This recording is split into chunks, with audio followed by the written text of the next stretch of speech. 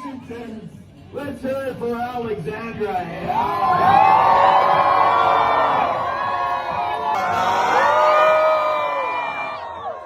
Alex Eala hasn't played a single point in Cincinnati.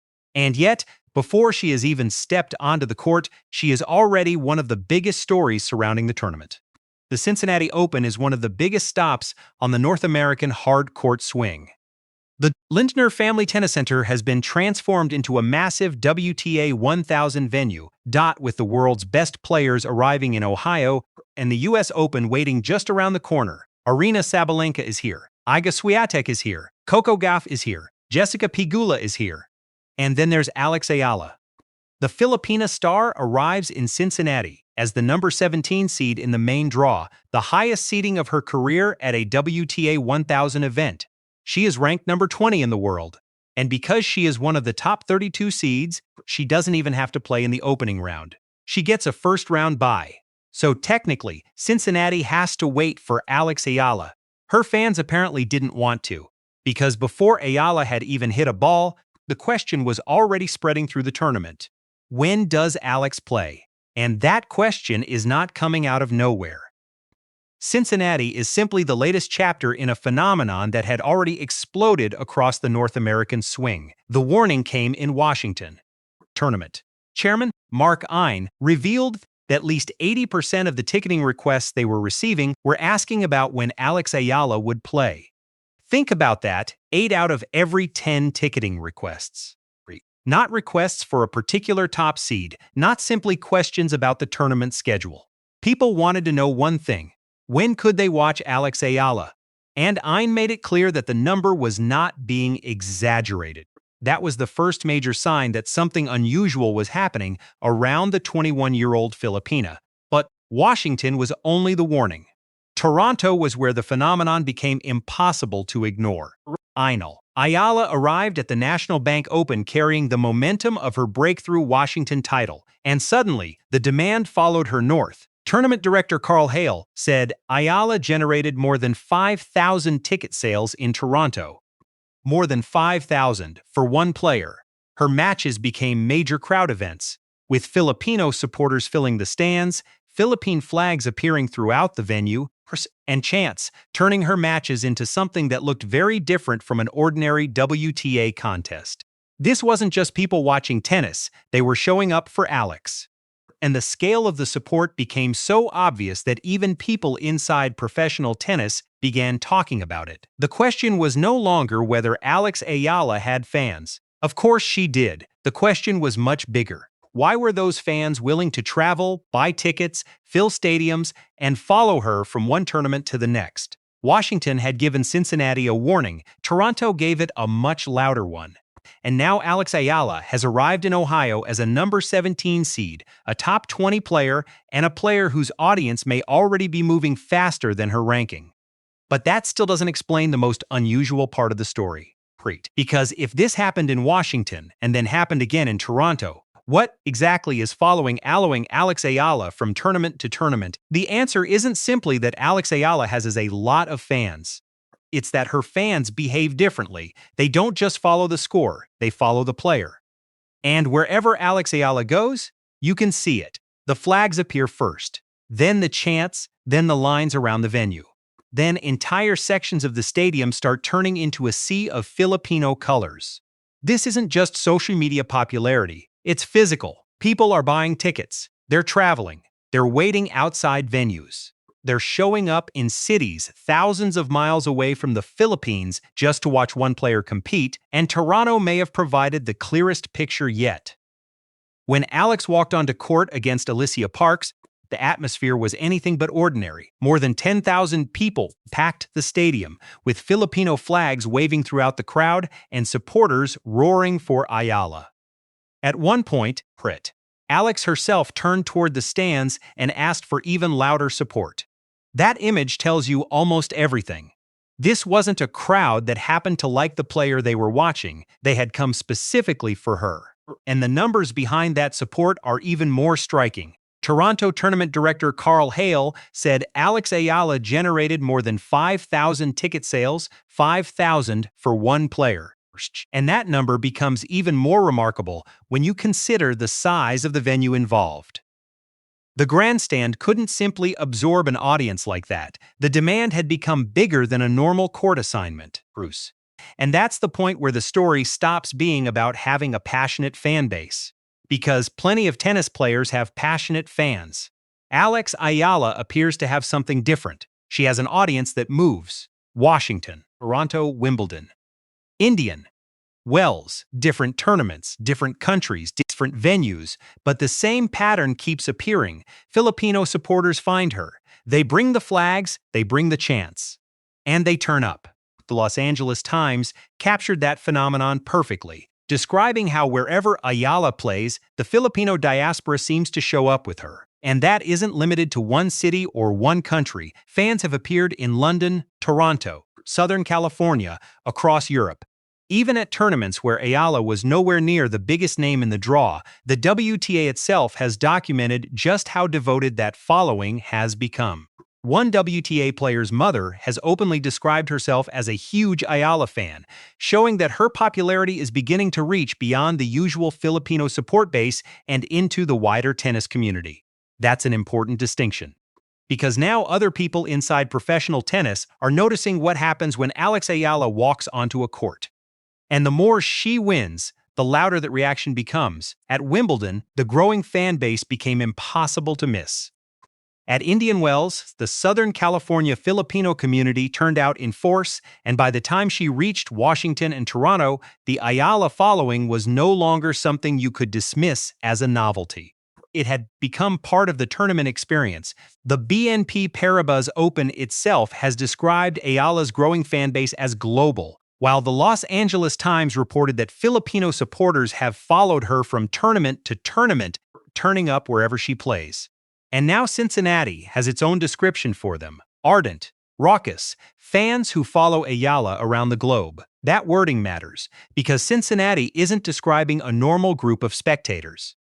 It's describing an audience that has become recognizable enough for the tournament itself to acknowledge it. Cincinnati didn't just get Alex Ayala. It got the audience that comes with Alex Ayala.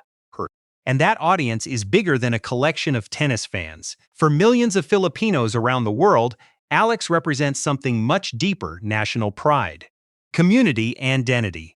A player from the Philippines competing against the best in the world. And suddenly, matches that might once have been watched by a small tennis audience are becoming gatherings for an enormous Filipino community. That is why the flags matter. That's why the chants matter. That's why the ticket numbers matter.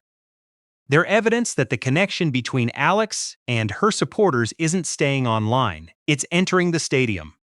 And the phenomenon is growing at exactly the moment Alex's tennis career is accelerating. A few months ago, she was still fighting to establish herself among the world's best. Now she's walking into Cincinnati as the number 17 seed and the world number 20. She has a first-round bye. She's playing in a WTA 1000 as a seeded contender. And that changes everything. Because the player arriving in Cincinnati isn't the same player who shocked the tennis world with her breakthrough run. She's no longer simply the exciting young player people want to discover. Now, opponents know her. Tournaments know her. Fans know exactly when she is playing, and the expectations are getting bigger. The ranking has caught up. And that's what makes Cincinnati so fascinating. The tournament isn't waiting to discover whether Alex Ayala can attract attention. That question has already been answered. Now the question is, what happens when the player creating all of this attention is no longer an outsider, but a seeded WTA 1000 contender walking into the biggest stage of her career with an entire audience waiting for her? Alex Eala arrived in Cincinnati with something she had never had before at a WTA 1000 event. A seed beside her name that reflected just how far she had climbed. She is the number 17 seed, ranked number 20 in the world, and because of that position, she receives a first-round bye and goes directly into the second round. It is the highest seeding of her career at a WTA 1000 tournament, and on paper, it looks like the clearest proof yet that Alex Ayala has officially entered a different level of professional tennis. But there is something fascinating about that number. The ranking is telling us that Alex Ayala has arrived. The crowds were telling us that months ago. That is what makes Cincinnati's so interesting. Alex is no longer entering these tournaments as the unknown player who might surprise someone in the draw. She is now one of the seeded players everyone can see coming. Opponents know her name. They know what she has done. They know she has already beaten some of the biggest names in the sport, and they know that her confidence has been building with every tournament. That changes the pressure completely. Earlier in her rise, Alex could walk onto court with very little expected of her. She could surprise a Grand Slam champion, produce an extraordinary run, and leave the tournament with the world talking about the young Filipina who had suddenly arrived. Now the situation is different. The surprise factor is disappearing, and expectation is taking its place. She isn't simply trying to prove that she belongs anymore. She has to prove that she can stay there. And Cincinnati is a serious test because the field is packed with the players she is trying to join permanently at the top of the sport. The hard court season is moving toward its biggest stage. The U.S. Open is approaching, and every match now carries a different level of expectation. The attention surrounding Alex can give her energy, but it can also create pressure. The crowd can lift her, but the opponent on the other side of the net still has to be beaten. That is where the story becomes much more interesting, because Alex can no longer control how many people want to watch her. She can only control what happens once the match begins. After an exhausting stretch through Washington and Toronto, recovery also becomes part of the equation. Alex has already spoken about needing time to step away from tennis, recharge physically and mentally, and deal with the demands of traveling and competing week after week. Now she has to take that preparation and turn it into performance. The crowds will be there, the attention will be there, the expectations will be there. The only question is whether her tennis can keep moving at the same speed as everything happening around her. And that is why Cincinnati could become more important than just another tournament on the schedule, because the story that began with ticket demand has now turned into something much bigger. Think about the progression. Pride. People wanted to know when Alex would play in Washington. Then Toronto showed just how far her audience could travel. Thousands of tickets were connected to her matches. Filipino supporters filled the stands with flags and chants. Other players noticed the atmosphere. Tournament officials noticed the demand. And now Cincinnati is receiving Alex Eala not as an unknown prospect, but as the number 17 seed in a WTA 1000 event. The audience grew, the results grew, the ranking grew, and now the expectations are growing with them. Alex Eala is no longer simply trying to break into the WTA, she is bringing an audience with her while she does it. That may ultimately be the most important part of this entire phenomenon, because the Ayala effect is not only about how many people know her name. It is about what happens to a tennis tournament when those people decide they want to see her in person. It brings new attention, it brings a different demographic, it brings Filipino communities together. And it gives tournaments something they cannot manufacture simply by putting another famous name on the schedule, an audience with an emotional reason to be there. That is why the phrase bigger than tennis starts to make sense here. Not because Alex has somehow conquered the sport already, but because the connection between her and her supporters has clearly moved beyond the ordinary relationship between a player and a spectator. For those fans, this is representation. It is pride, it is community, and it is the opportunity to watch a player from the Philippines compete against the best tennis players in the world. Cincinnati is simply the latest place where that story is unfolding. And there is one detail that makes the whole thing even more remarkable. Alex hadn't even played a single point when the story began. Before the first serve, before the first rally, before she had even stepped onto the Cincinnati court, the attention was already there. The ranking says number 20 in the world. The draw says number 17 seed. The first round bye says she has earned a place among the tournament's elite.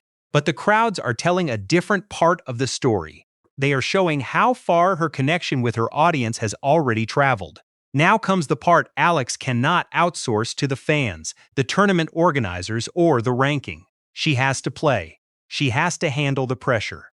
She has to manage the expectations. She has to turn all of this momentum into tennis, because the biggest question is no longer whether Alex Eala can attract an audience.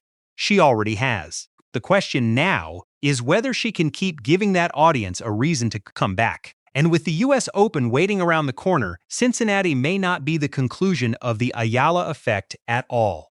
It could be the moment the next chapter begins. If you want to see how far this Ayala effect can go, stay with us, because what is happening around Alex Ayala right now may only be the beginning.